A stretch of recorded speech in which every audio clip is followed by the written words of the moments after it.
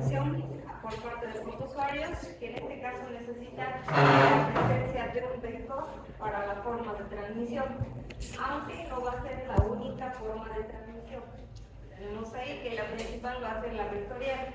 Eso quiere decir que este vector, que es el mosquito del género Anopheles, va a ser el principal transmisor de la parasitosis.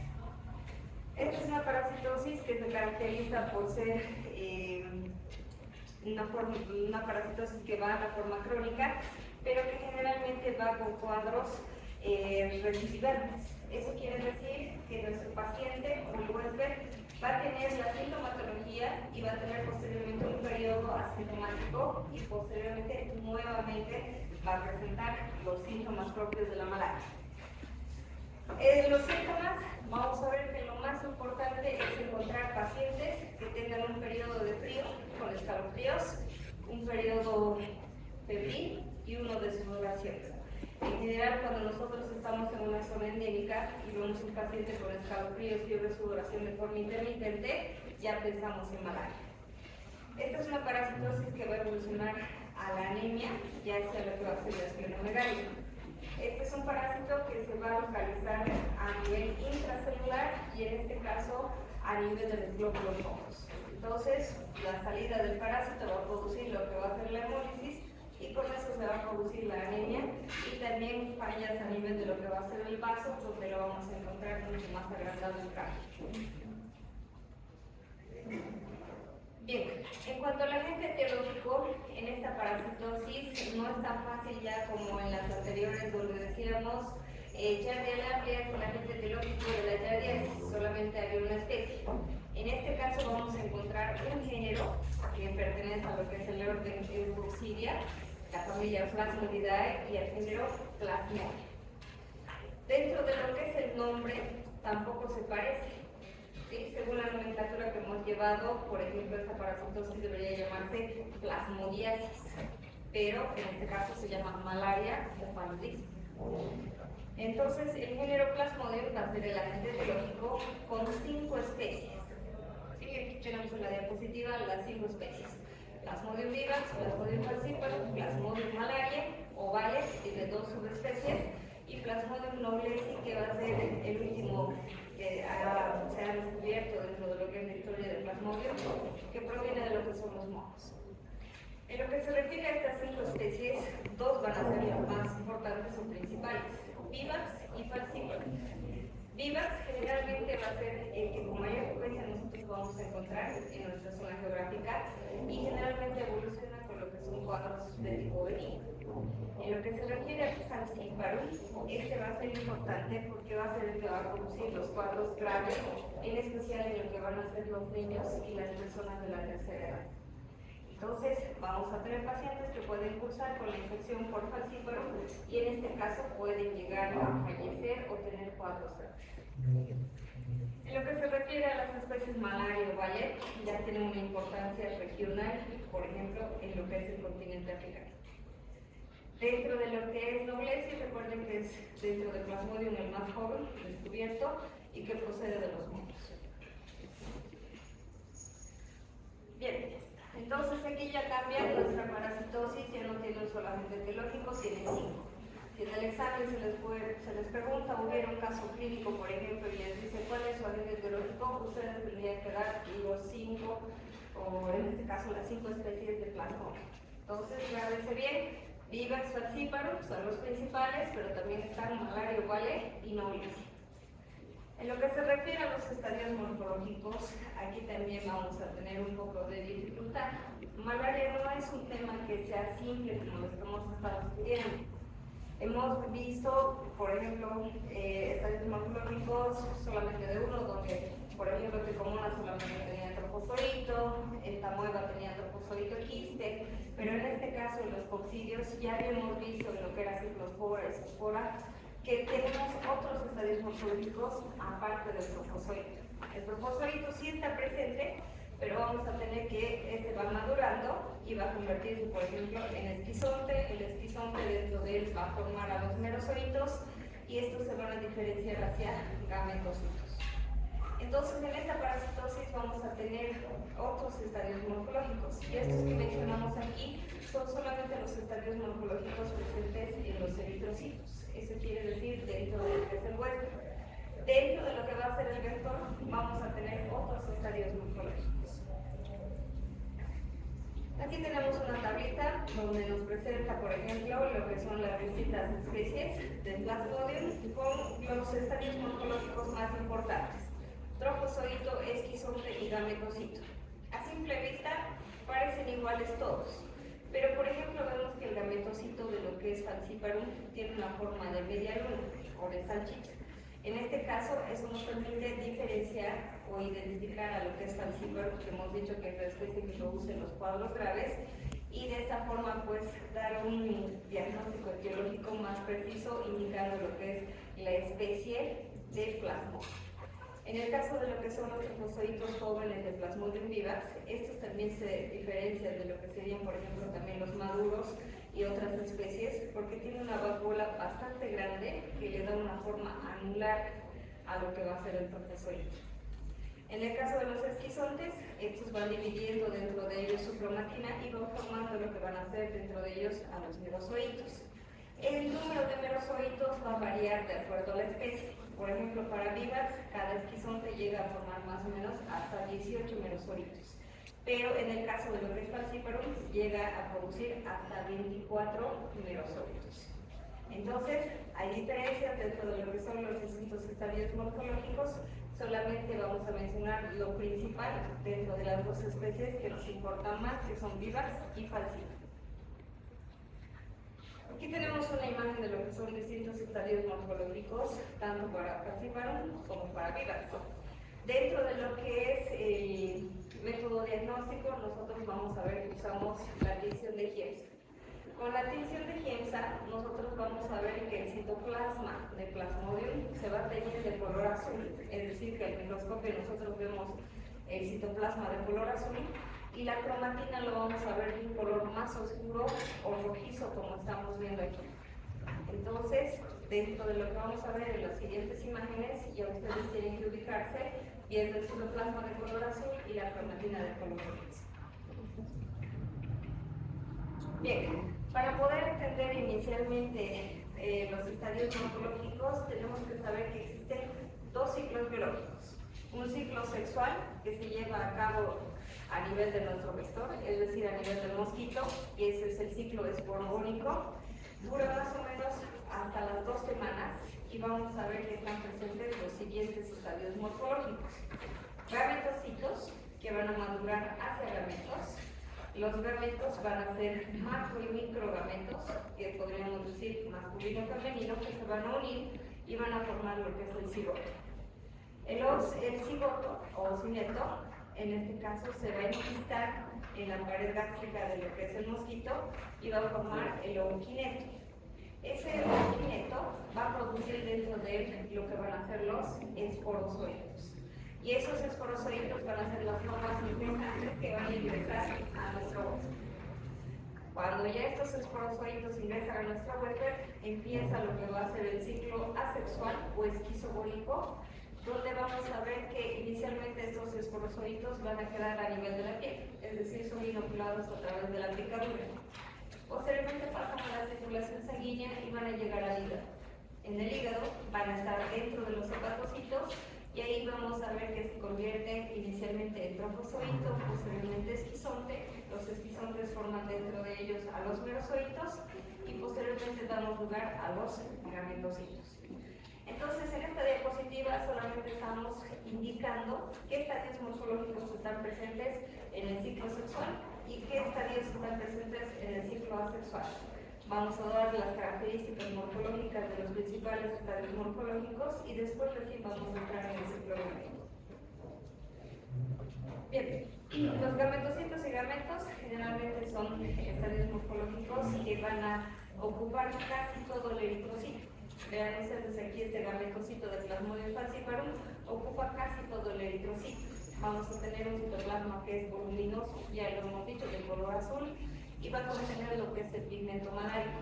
En esta imagen no se ve muy bien, pero vamos a tener producto de excreción por parte del parásito, que es el pigmento malárico, que lo vemos de un color café o amarillento dentro de lo que va a ser la célula. En cuanto a su cromatina, vamos a ver que es una masa única según el sexo, ya sean macro o microgametos, y vamos a ver que para las demás especies tienen una forma redondeada y va a ser alargada para Falciparum, como estamos viendo en la imagen. En general, los otros gametocitos de las otras especies, vivas, ovales, malaria o lesi, tienen una forma ameboide, no esta forma de media luna o de salchicha. En cuanto a lo que es el cigoto, llega a tener hasta unas 20 micras de longitud, no tiene nada en especial dentro de lo que es su morfología. Pasa a ser posteriormente lo que se va a enquistar en la pared gástrica, que es el ovoquineto. Este es más bien una forma un tanto más alargada, también tiene hasta 20 micras de largo, y esta es la que vamos a encontrar enquistada, recuerden, en la pared del estómago del mosquito. En cuanto al ovoquiste, ya es la maduración del ovoquineto, es un poco más grande y redondeado, hasta 50 micras de diámetro, y esta va a formar dentro de él lo que van a ser a los esporosoritos. Una vez que este ovoquiste se rompe, libera a los esporosoritos que ha formado dentro de él, y estos van a migrar a distintas partes de lo que va a ser el mosquito, pero en especial lo va a hacer a las glándulas salivales. Esos esporosoritos, en sus características morfológicas, son más pequeños, llegan a medir entre 10 a 12 micras de largo y van a estar principalmente en las glándulas salivales del mosquito, aunque van a poder estar en cualquier órgano de este vector. Bien, entonces esos son los estadios morfológicos a nivel del vector con sus características morfológicas. Pasemos a los estadios morfológicos a nivel del huésped. En primer lugar, cuando ingresan los esporosoritos, se van a convertir en trofozoitos. Estos trofozoitos van a tener también ese citoplasma de color azul que estamos viendo aquí, y el núcleo o cromatina, que en este caso es más oscuro o de color rojo.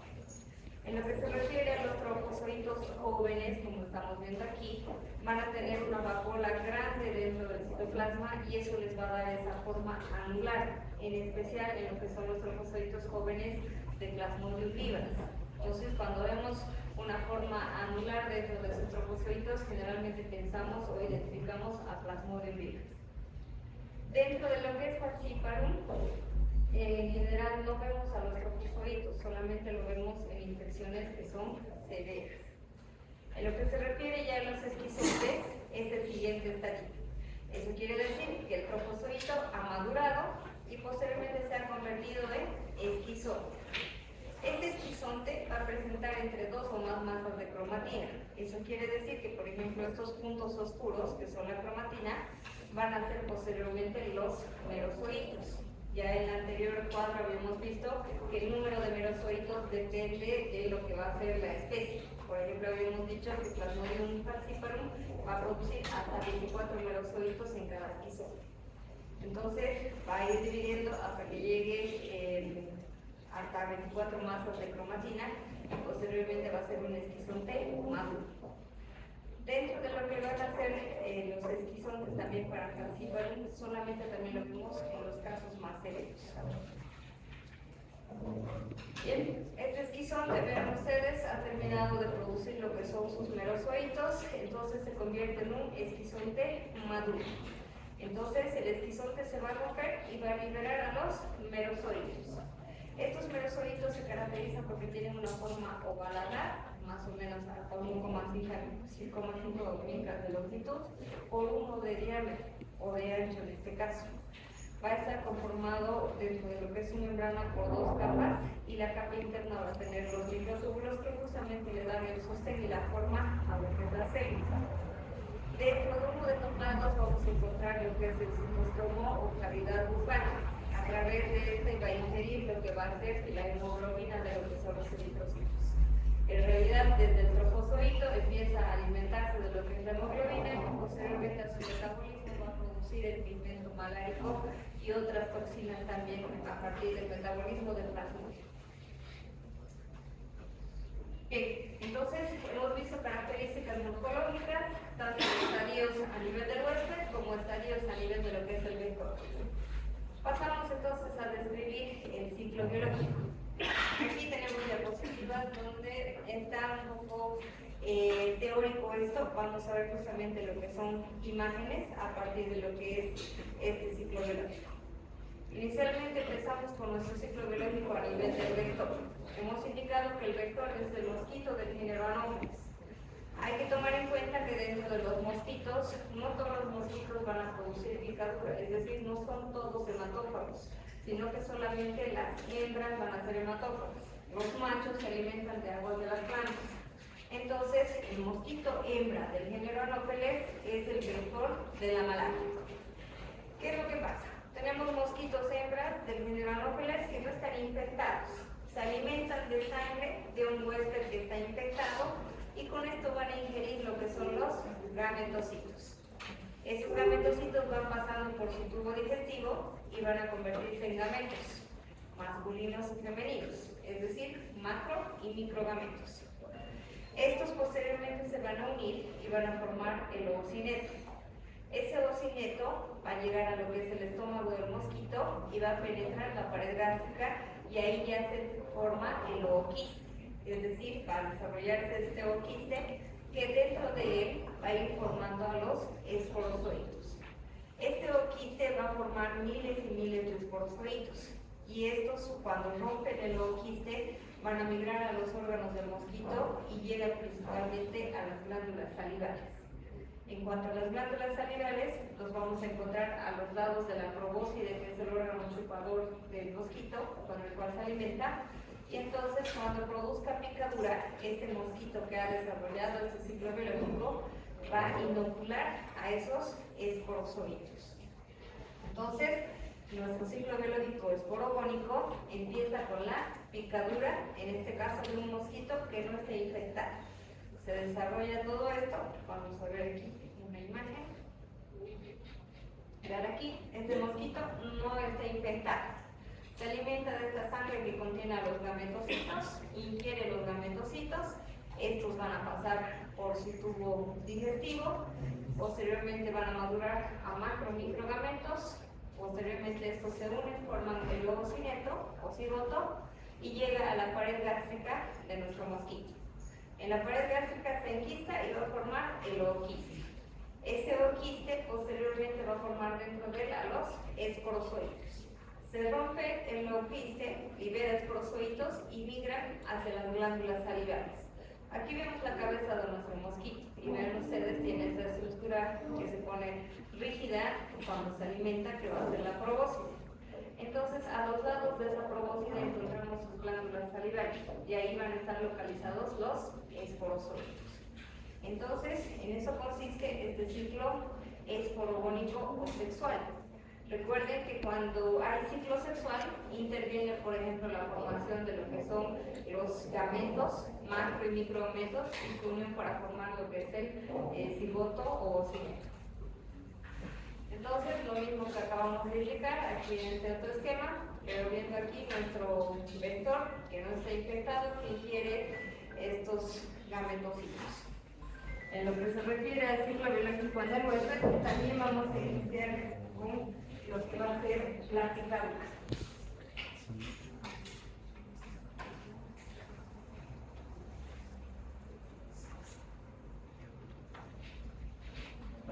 Bien, aquí tenemos a nuestro mosquito, este contiene a los esporozoitos en las glándulas salivales y va a producir la picadura en otro huésped, es decir, en un huésped que no estaba infectado. Produce la picadura y como los esporozoitos están en sus glándulas salivales, van a llegar a entrar en contacto con la piel donde se ha producido la picadura. A partir de esa localización van a pasar a la circulación sanguínea. Con la circulación sanguínea empieza lo que va a ser la fase o lo que va a ser nuestro ciclo esquizogónico con dos fases. La fase exoeritrocítica o preeritrocítica y posteriormente la fase eritrocítica o en la sangre humana. ¿Qué es lo que pasa en nuestra primera etapa? Este mosquito llega a lo que va a ser el hígado, o más bien los esporozoitos van a llegar a lo que es el hígado y se van a localizar en los hepatocitos. Es un parásito intracelular, entonces va a llegar a entrar dentro de los hepatocitos y posteriormente se va a convertir en lo que va a ser trofozoito, esquizonte, y los esquizontes dentro de ellos van a formar a los merozoitos. Una vez que este esquizonte es maduro, se rompe lo que va a ser el hepatocito y van a liberar a los merozoitos. Entonces, cuando estos merozoitos quedan libres de la circulación sanguínea, empieza lo que es la etapa eritrocítica. En esta etapa, esos merozoitos van a ir a invadir lo que son los glóbulos rojos y van a entrar dentro de ellos. Entra dentro del glóbulo rojo y se convierte en trofozoito.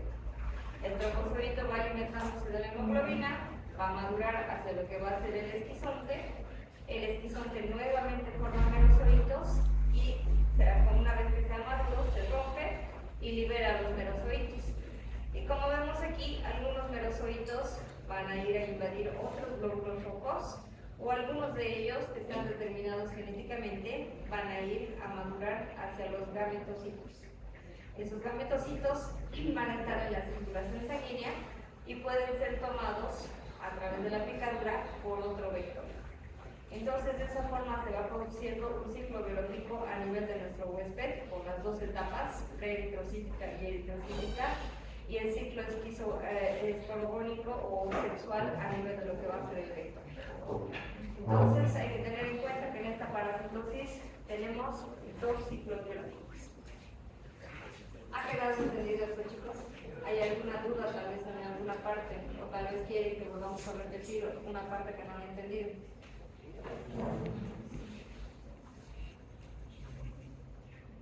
Bueno, vamos a seguir haciendo preguntas entonces.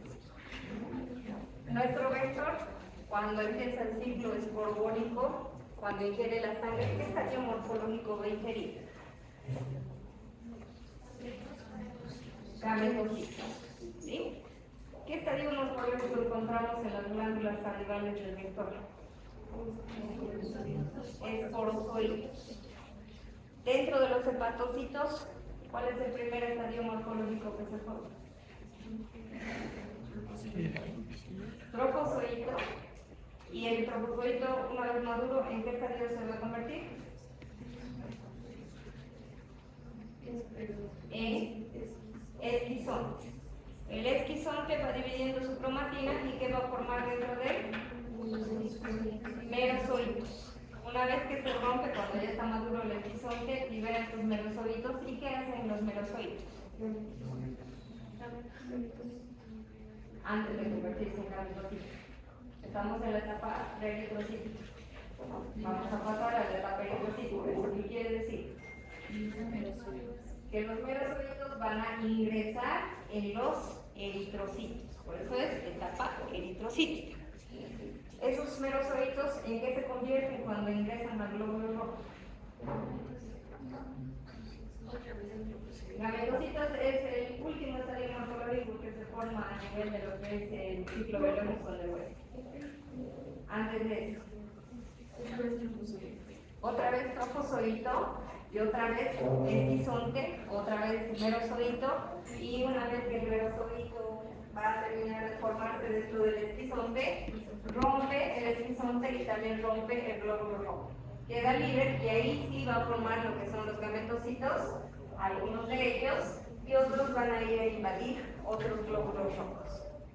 Entonces, verán que parece sí no tan complicado, pero puedo llegar a confundir. Es por eso que hemos identificado primero qué estadios morfológicos están presentes en el huésped y qué estadios morfológicos están a nivel del vector, para poder entender justamente este ciclo biológico. ¿Alguna pregunta, chicos? Pregunta de examen. Bien, pasamos a lo que es la epidemiología antes de entrar a lo que es la patogenia. En la epidemiología vamos a ver algunos determinantes epidemiológicos y las distintas zonas geográficas. Ustedes ven aquí el mapa de los 5 continentes, donde vemos en el color oscuro las zonas endémicas de malaria. Vean ustedes que ocupa tanto lo que es América y Sudamérica, o más bien Centro y Sudamérica, lo que es el continente africano, también lo que es Europa, parte de Asia. Entonces, vamos a tener prácticamente a nivel mundial esta parasitosis. Pero vamos a tener que una misma población, es decir, los individuos de una población, no todos ellos van a desarrollar, por ejemplo, la enfermedad grave, e incluso algunos de ellos van a adquirir cierta inmunidad ante lo que va a ser el contacto con el parásito, viviendo en una misma zona y estando expuestos a los mosquitos o a las picaduras por parte de estos. Entonces va a depender de la composición inmunológica y la genética de la población que se presente o no sintomatología o que se presente o no lo que van a ser las formas graves.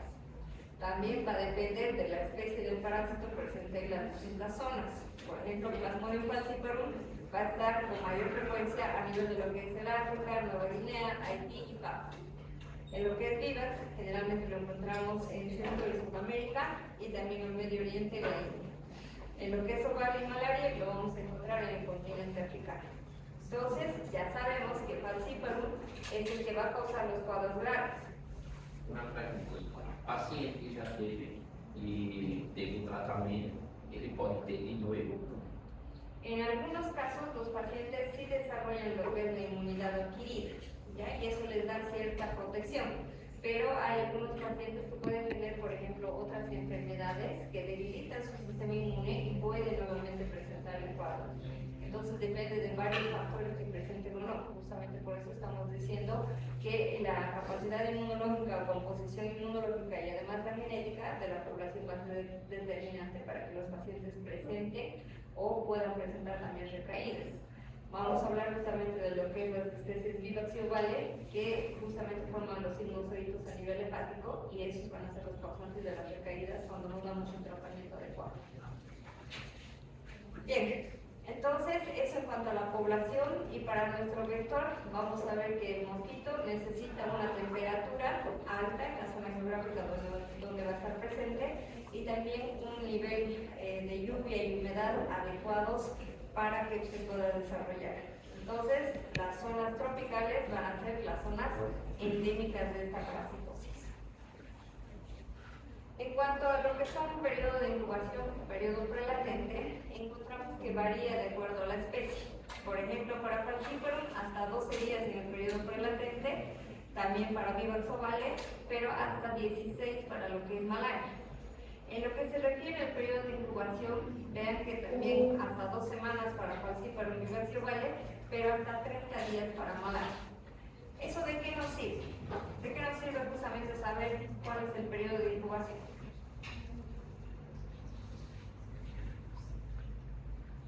¿De qué nos sirve? También para calcular el tiempo que se pueda presentar la sintomatología. En este caso nos podría dar o nos podría orientar dentro de lo que es la presentación de cada especie. Por ejemplo, estamos diciendo que malaria es hasta más o menos un mes.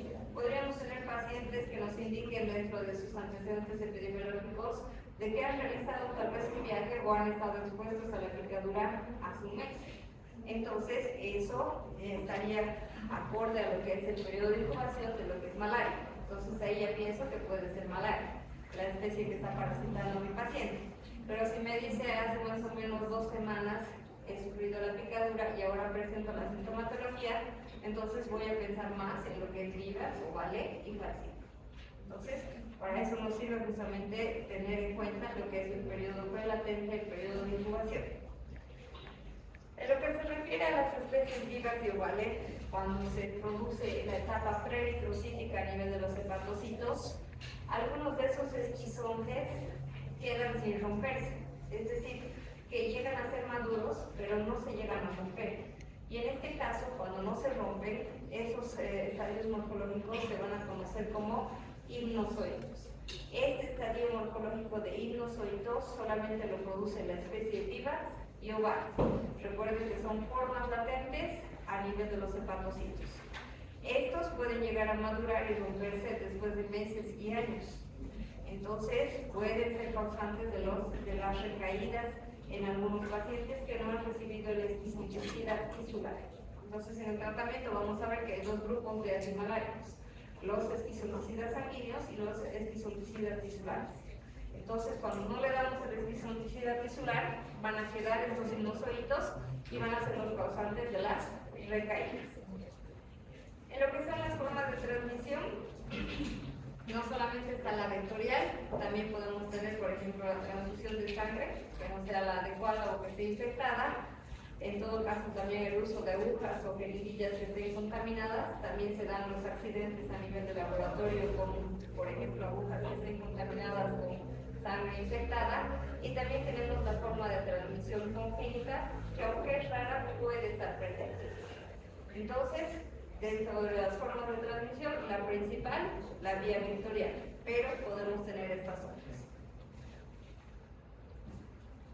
En lo que se refiere a lo que va a ser un caso por, en este caso, la forma de transmisión, que sería la transfusión sanguínea contaminada o infectada, va a depender del número de parásitos que se hayan inoculado a través de la transfusión sanguínea, el periodo de incubación.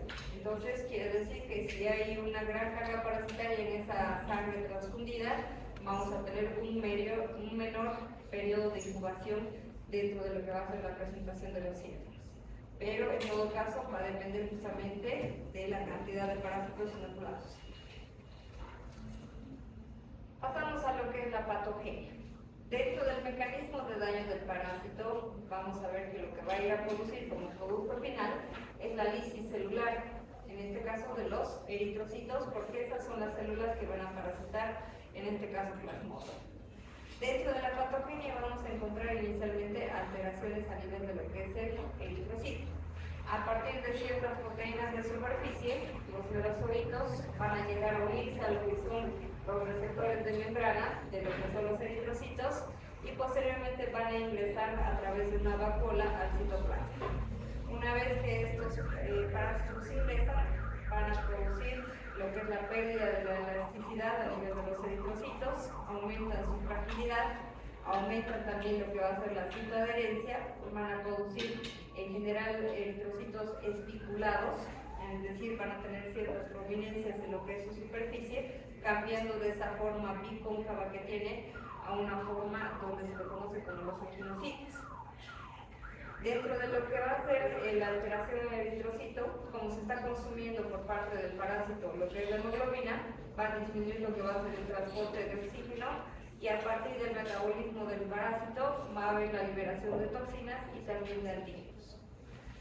Dentro de esta fisiopatología vamos a encontrar que a partir de estas alteraciones en el eritrocito hay alteraciones posteriores a nuestro daño eritrocitario, donde encontramos a la hemólisis como la principal alteración, que posteriormente va a ir a producir lo que es vasodilatación, aumento de la permeabilidad capilar, defectos de la coagulación, bloqueo capilar y también el depósito de lo que va a ser el pigmento malárico a nivel de ciertos órganos. A nivel de lo que es vaso e hígado va a ser mucho más notorio y también, pero lo puede hacer a nivel de la médula ósea y a nivel de lo que es el sistema nervioso central.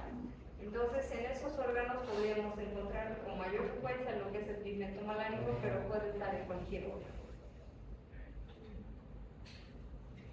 Las alteraciones en los distintos órganos, por el depósito justamente de lo que es el pigmento malárico, vamos a encontrar que a nivel del vaso y del hígado son los dos órganos principales, y en el vaso lo que va a causar es insuficiencia esplénica, va a cambiar la consistencia de este órgano hacia una consistencia blanda, su cápsula va a ser distendida y va a haber un engrosamiento. Eso quiere decir que podríamos tener pacientes que van a cursar con esplenomegalia. En lo que es el hígado, va a producir también insuficiencia en este órgano, lo que va a ir a producir, por ejemplo, la hipoalbuminemia, la alteración de lo que va a ser el perfil hepático, lo que va a ser la ictericia, congestión, e incluso cuadros donde puede cursar con necrosis a nivel focal. Entonces va a causar una insuficiencia hepática y a partir justamente de lo que es una inflamación crónica va a causar también una hepatomegalia. Entonces en los pacientes en el examen físico podríamos encontrar una hepatomegalia y también una esplenomegalia. A nivel del sistema nervioso central también se deposita el pigmento malárico y es ahí donde produce una encefalopatía difusa. Puede existir lo que es el edema a partir también de la ciclotrombosis a nivel capilar. Entonces, podemos tener incluso hasta una hipertensión endocrinal causada justamente por lo que va a ser la malaria. A nivel de los riñones también encontramos disfuncionalidad. Inicialmente se puede producir una glomerulonefritis, congestión, el aumento de tamaño, pasando incluso hasta una insuficiencia renal. A nivel pulmonar, vamos a ver la presencia del edema, congestión y también lo que va a ser el cúmulo de lo que es el pigmento malárico. Pero en general los pulmones van a ser los órganos que se van a afectar de forma más tardía. Bien, eso es lo que encontramos en lo que es la patogenia. A nivel de manifestaciones clínicas, ¿qué vamos a encontrar? ¿Qué es lo característico? En las parasitosis a nivel intestinal, habíamos mencionado que lo característico, por ejemplo, en algunas de ellas, era la diarrea. En la tricomoniasis habíamos dicho que lo característico era el flujo vaginal. En la malaria, ¿qué va a ser lo característico? Va a ser el acceso palúdico típico, que consiste en escalofríos, fiebre y sudoración. Eso es lo típico de la malaria. Cuando ustedes están en una zona tropical y viene un paciente que les dice que tiene de forma intermitente escalofríos, fiebre y sudoración, ustedes tienen que pensar en malaria. Vamos a ver que existen otras patologías para hacer diagnóstico diferencial, desde lo que va a ser el dengue, leishmaniasis y otros. Pero tengan en cuenta que cuando un paciente tiene escalofríos, fiebre, sudoración y estamos en una zona tropical, puede ser malaria.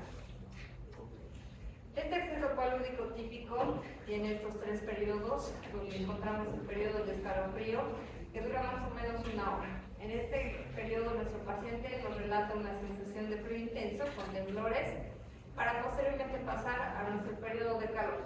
En este periodo de calor dura entre 3 a 4 horas y nuestro paciente va a tener la piel seca, caliente, el vaso se hace palpable en el examen físico en este periodo febril, y en general son pacientes que no responden a la administración de antipiréticos. Eso quiere decir que viene el paciente en su periodo febril, le doy su antipirético y no va a ceder esa fiebre.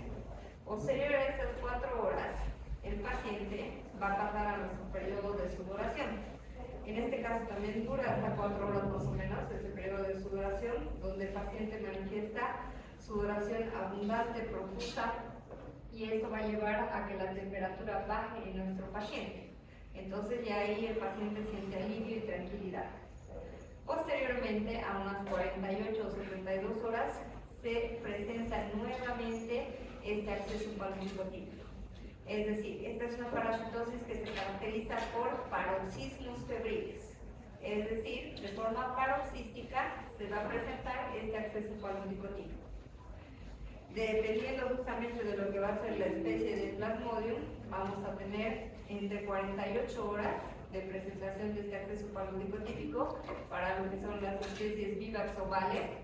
También Falciparum, aunque son un tanto irregulares de sus intervalos, podría sí ser mayor a 48 horas o incluso menor en algunos casos, pero en general la especie Malaria va a ser la que va a tener cada 72 horas. Entonces, a partir justamente de estos intervalos, tenemos que se lo conoce también a estas enfermedades producidas por estas especies como fiebre terciana, en el caso de Vivax, por ejemplo, o fiebre cuartana, en el caso de malaria, justamente por esos intervalos en los que el paciente está asintomático, es decir, 48 horas o 72 horas. En lo que es la malaria aguda, entonces tenemos nuestro acceso palúdico típico en los pacientes, posteriormente se va presentando lo que va a ser la anemia por la hemólisis, existe en cierto grado también leucopenia y posteriormente lo que es la escleromegalia. En algunos casos nosotros vamos a tener cuadros atípicos, donde puede no estar presente el acceso palúdico típico, pero son muy raros esos cuadros atípicos donde el paciente no tiene escalofríos, fiebre y sudoración. En lo que se refiere a los síntomas iniciales de lo que es la malaria aguda, son bastante inespecíficos. En general empieza como si fuese un resfriado, malestar general, cefalea, fatiga, dolores osteomusculares, y en algunos casos ya viene lo que va a ser escalofríos, fiebre y sudoración. Entonces ahí empieza como podría ser un dengue, como podría ser una influenza, como podría ser un resfriado. Entonces es inespecífico al inicio, pero ya cuando presenta escalofríos, fiebre, sudoración, ya podríamos pensar en malaria. En algunos casos, cuando nosotros vamos a tener, por ejemplo, infección infección por falciparum se va a acompañar de otros síntomas, por ejemplo, dolor torácico, vamos a tener, por ejemplo, dolor abdominal, dentro de los síntomas gastrointestinales, diarrea, vómitos, náuseas. Entonces, eso ya generalmente acompaña lo que va a ser la infección por falciparum. Cuando nosotros hacemos el examen físico de lo que va a ser una malaria aguda, casi no encontramos nada. Podemos encontrar una palidez generalizada, pero que va a ser ligera. En lo que va a ser una forma crónica, ahí sí vamos a encontrar una palidez franca, porque vamos a tener nosotros una hemólisis continua que va produciendo una anemia ya desde lo que va a ser la leve, moderada o hasta grave en algunos casos. Cuando hacemos el examen físico, si está en periodo febril, podemos palpar lo que va a ser la esplenomegalia. ¿Qué es lo que pasa en una infección por lo que va a ser falciparum? Bueno, antes de eso, me olvidaba, en cuanto a lo que es la forma crónica, cursa casi con todo lo que hemos indicado, es decir, está presente también el acceso palúdico típico y también estas otras manifestaciones clínicas. Pero recuerden que ahí está aumentando lo que va a ser el grado de anemia y también la afección de lo que es el paciente. Si la anemia va progresando, entonces vamos a tener síntomas derivados de lo que es la anemia. Ahí el paciente, como tiene menor transporte de oxígeno, pues va a tener fatiga, va a poder tener debilidad, cefalea y finalmente hasta palpitaciones, un cuadro de debilidad generalizada. Ya pasando entonces a lo que es el cuadro clínico causado por falciparum, encontramos un cuadro agudo no complicado, vamos a encontrar también uno severo y complicado y lo que va a ser la malaria a nivel de lo que son los niños, que también coinciden con lo que va a ser este cuadro complicado. En una forma no complicada tenemos el acceso palúdico típico cada 48 horas, va a acompañarse de lo que son dolores osteomusculares, síntomas gastrointestinales con vómitos, diarrea, también está presente lo que va a ser en algunos casos la hematuria, lo que va a ser también ciertos grados de anemia de acuerdo a la carga parasitaria. Mientras más parásitos tenga el paciente, entonces mayor hemólisis. Recuerden que dentro de la especie falciparum se va produciendo hasta 24 neurosóditos en cada esquizonte. Entonces tiene una gran carga parasitaria esta infección por parte del falciparum. Ya en nuestra forma severa o complicada, encontramos que literalmente se produce esto en los niños y en los adultos mayores, donde vamos a ver que se produce una falla multiorgánica, además del depósito del pigmento malárico en distintos órganos, como ya habíamos mencionado. Y esto produce lo que va a ser la malaria cerebral, lo que va a ser insuficiencia hepática, lo que va a ser la insuficiencia respiratoria y lo que va a ser también la insuficiencia renal. Entonces, a partir de eso vamos a tener alteraciones metabólicas, vamos a tener alteraciones en lo que va a ser el sistema respiratorio y dentro de lo que podría ser ya la complicación en general, vamos a tener nosotros lo que va a ser una falla multiorgánica que va a llevar a la muerte a nuestro paciente. Dentro de lo que es la malaria cerebral, nosotros vamos a encontrar a la encefalopatía aguda febril. En este caso estaríamos ante un cuadro bastante grave que puede llevar rápidamente a la muerte a nuestro paciente si no instauramos lo que es el tratamiento.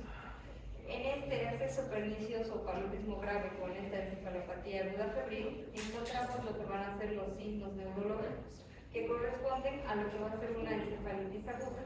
¿Qué podemos encontrar en esos signos neurológicos?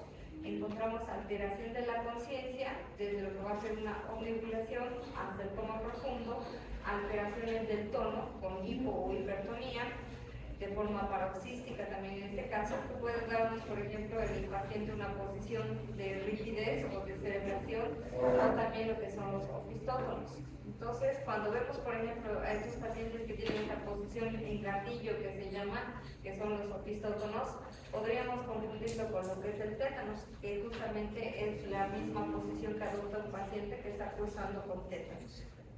Entonces, ahí hay que hacer diagnóstico diferencial también cuando están presentes estos signos neurológicos.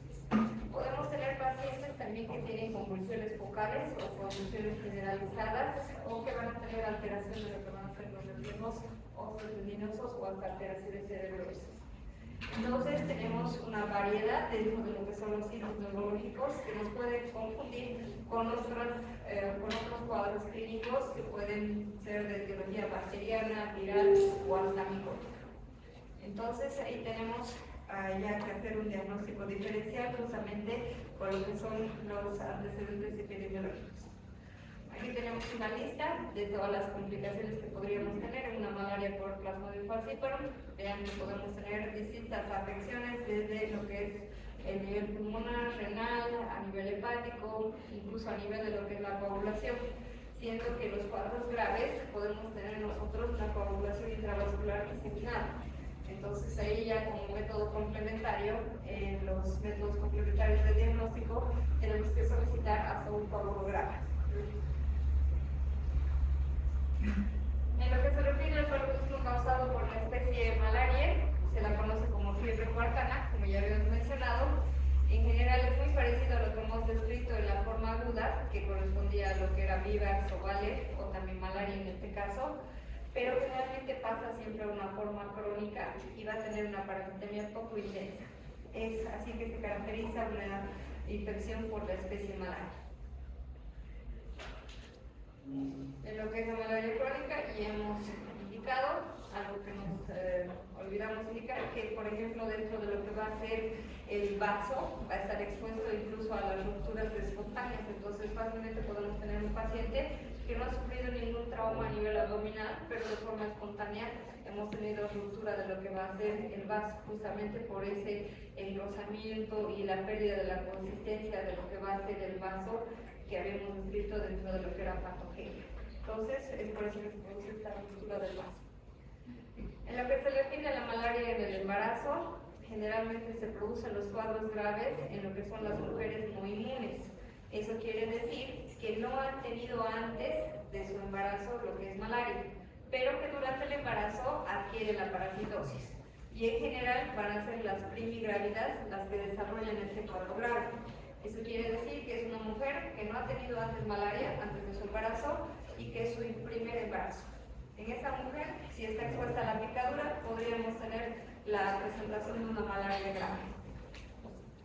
Y en este caso también puede llegar a transmitirlo a lo que va a ser el producto del embarazo. Entonces ahí se puede producir la forma de transmisión congénita que habíamos hablado en la epidemiología, que hemos indicado que es raro sí, pero que puede llegar a producirse.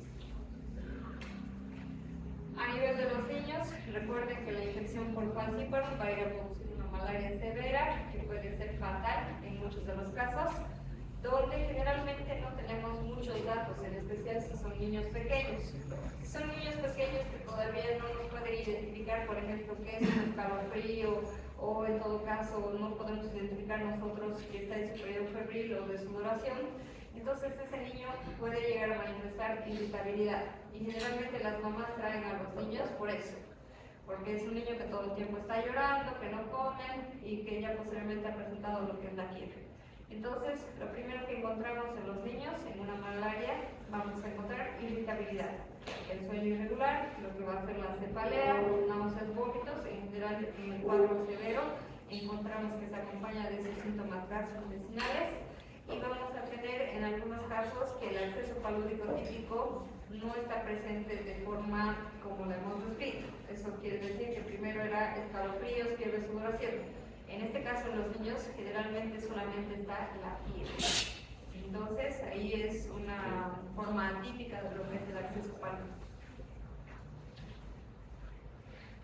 Dentro de lo que es la inmunidad, habíamos hablado en lo que era la epidemiología, que no toda la población expuesta a la picadura y a lo que es el parásito desarrolla los cuadros graves, o que en todo caso también va a adquirir cierta inmunidad a partir de la inmunidad adquirida. Pero tenemos, por ejemplo, que algunos individuos, por ejemplo, los que tienen anemia falciforme, talasemia, o los que tienen la deficiencia de la glucosa 6-fosfato deshidrogenasa, van a tener cierta resistencia a lo que va a ser la infección o a la gravedad de la infección por Plasmodium. Entonces, se ha descubierto, se ha visto en ciertos estudios que estos pacientes tienen esa resistencia. También van a tener cierta resistencia a lo que son algunos fenotipos de histocompatibilidad dentro de lo que, por ejemplo, es la población caucásica. Entonces, sí hay ciertos pacientes que van a desarrollar cierta inmunidad o que no van a desarrollar cuadros graves. Dentro de lo que es la inmunidad adquirida, En este caso se forma de forma lenta, no vamos a tener nosotros una inmunidad adquirida que sea de larga duración o por toda la vida del paciente, sino más bien una inmunidad adquirida que tiene una corta duración. Ya recordamos, en otras patologías hemos visto que en cuanto a los anticuerpos, las inmunoglobulinas los vamos a encontrar en una fase aguda y las inmunoglobulinas C las vamos a encontrar en una fase crónica. Bien, ahora nos toca ver lo que son métodos diagnósticos que podemos usar a nivel de lo que es la malaria.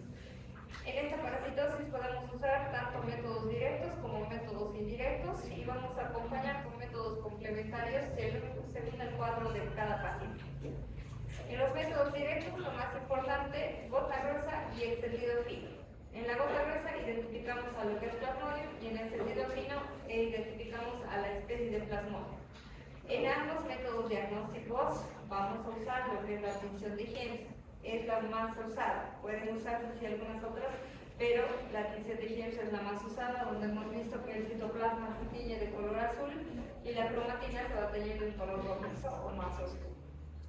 En lo que son los métodos indirectos, podemos usar, por ejemplo, el test de lista en manipulación indirecta. También podríamos hacer uso de algo mucho más específico, que es el Parasite, que detecta lo que va a ser esta proteína HRP2 en lo que va a ser el Plasmodium falciparum.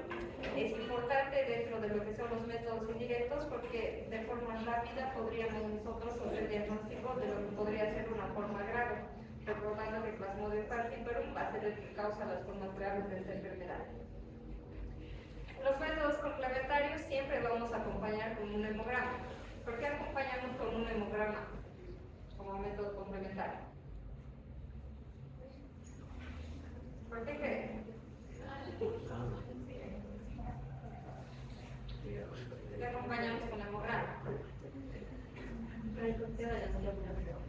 En este caso tenemos que recordar que el parásito está de forma intracelular y donde va a estar en los glóbulos rojos. Entonces hay que ver el grado de anemia que está produciendo nuestro paciente. Y eso lo vamos a ver con el recuento de los glóbulos rojos, que en este caso nos va a indicar el hematocrito y también en el hemograma viene el dato de lo que va a ser la hemoglobina. Entonces eso nos da el dato de la anemia que va a tener el paciente.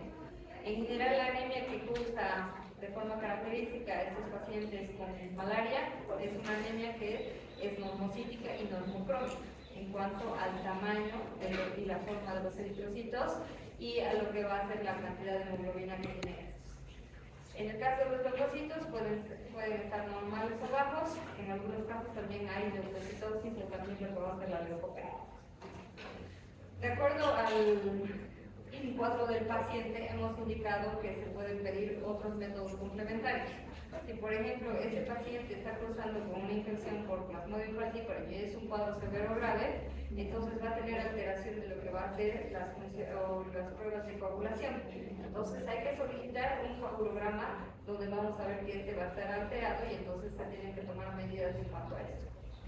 De acuerdo justamente también a la presentación del cuadro, vamos a solicitar funcionalidad hepática, renal, a nivel pulmonar y otros, de acuerdo justamente al cuadro. Aquí en este recuadro, a forma de resumen, lo que son métodos diagnósticos a usar dentro de lo que es malaria. Aquí tenemos lo que es la preparación de gota gruesa y aquí el extendido fino. Dentro de estas, recuerden que usamos la tinción de Hiemsa para identificar a lo que es plasmodium. Ya dentro de lo que son los métodos indirectos, recuerden que podemos hacer un test de lista o también podemos usar lo que es un PCR para detectar el ADN del parásito. En cuanto al diagnóstico diferencial, ¿qué otras patologías vienen con una sintomatología tal vez parecida o parte de la sintomatología? Tenemos aquí lo que es el Kala-Azar. Kala-Azar es la leishmaniasis visceral.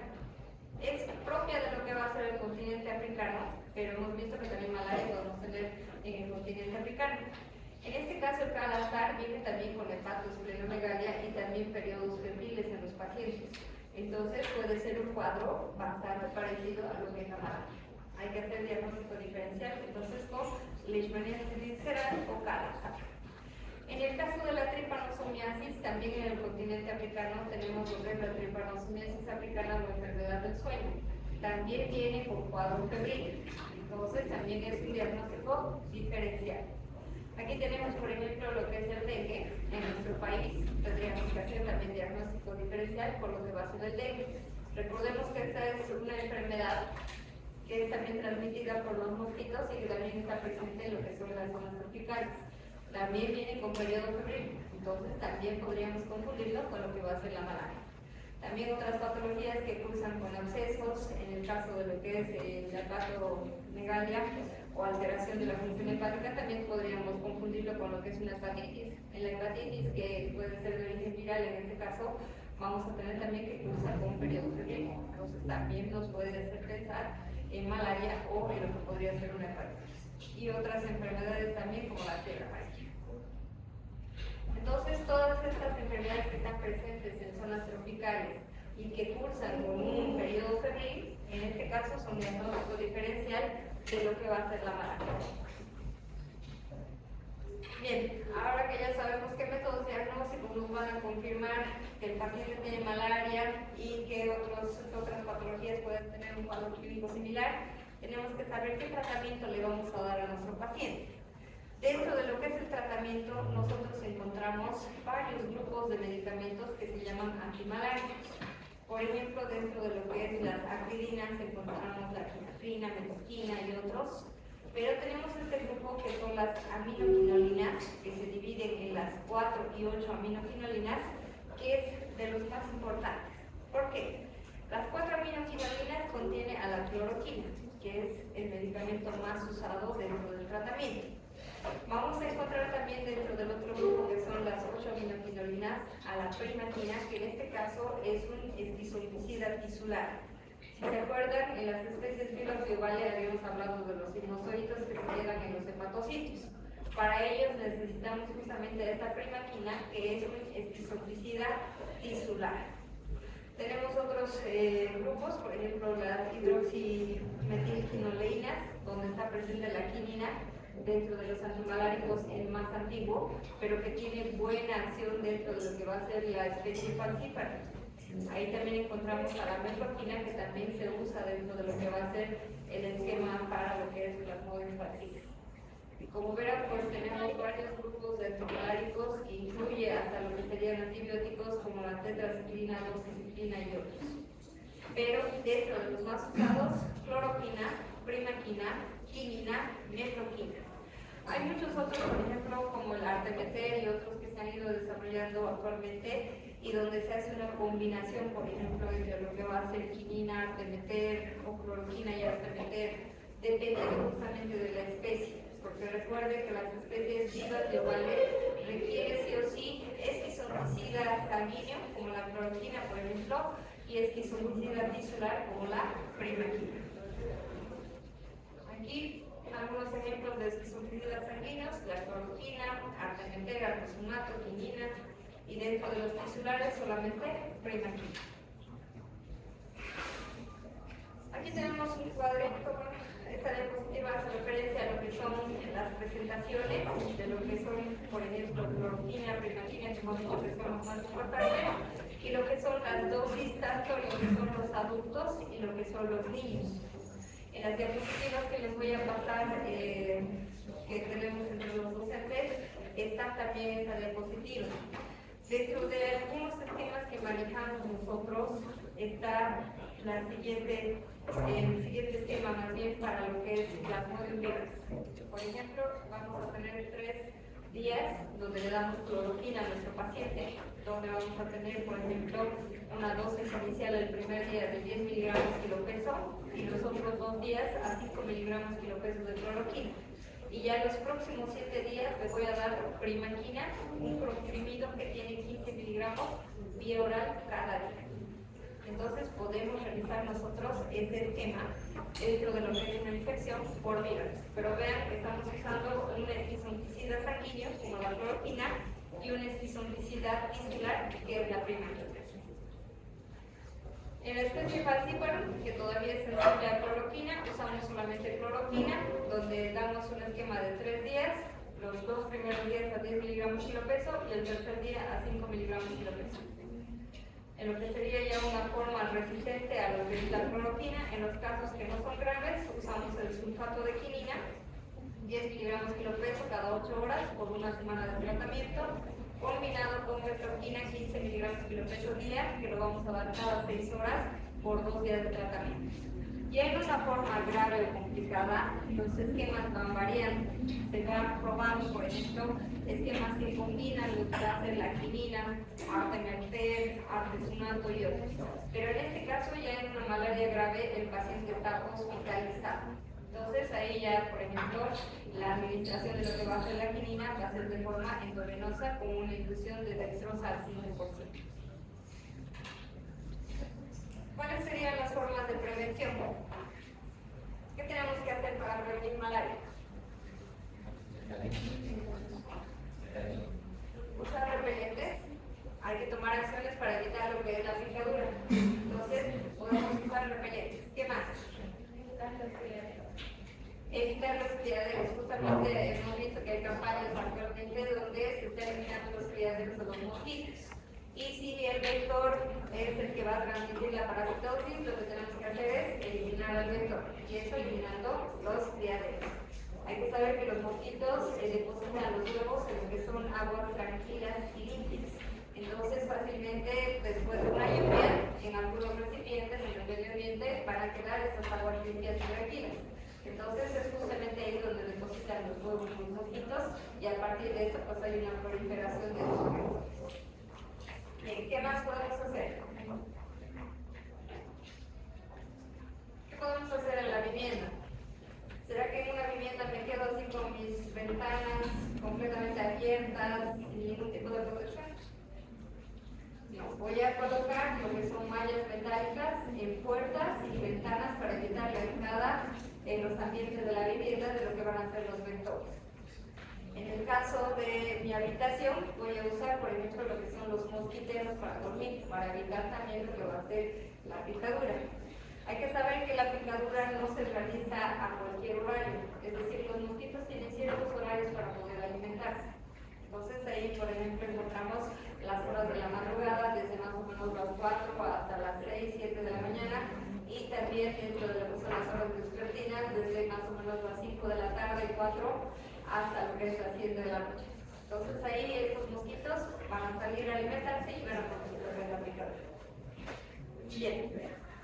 ¿Qué más podemos hacer? Podemos utilizar ropa que cubra la mayor parte de nuestro cuerpo para evitar justamente lo que va a ser la picadura. En todo caso, cuando estemos ante pacientes que tengan que realizarse una transfusión sanguínea, hay que ver que esta sangre sea de calidad y que provenga de un banco de sangre certificado. Dentro de lo que son las personas que viajan a zonas endémicas, nosotros podemos realizar, por ejemplo, métodos diagnósticos de forma profiláctica para hacer un diagnóstico oportuno, indicando gota gruesa y extendido fino. En todo paciente que, por ejemplo, ha estado en zona endémica y que tiene, en este caso, sintomatología sugestiva de malaria, es decir, que tiene escalofríos, fiebre y sudoración. También en todo paciente que tenga un cuadro febril y que haya estado en zona endémica, yo voy a identificar lo que es gota gruesa. Y en todo caso, en todo adulto y niño que esté con cuadro febril y que no se haya precisado el diagnóstico. Por ejemplo, en los hospitales de tercer nivel, aquí en el Hospital Viedma, vamos a tener muchos pacientes que vienen y no se hace un diagnóstico preciso, pero tienen fiebre todos los días. Entonces, en esos pacientes que tienen como diagnóstico fiebre de origen desconocido, también hay que descartar malaria. Entonces, hay que tener presente siempre a la malaria dentro de lo que es la etiología de estos cuadros febriles.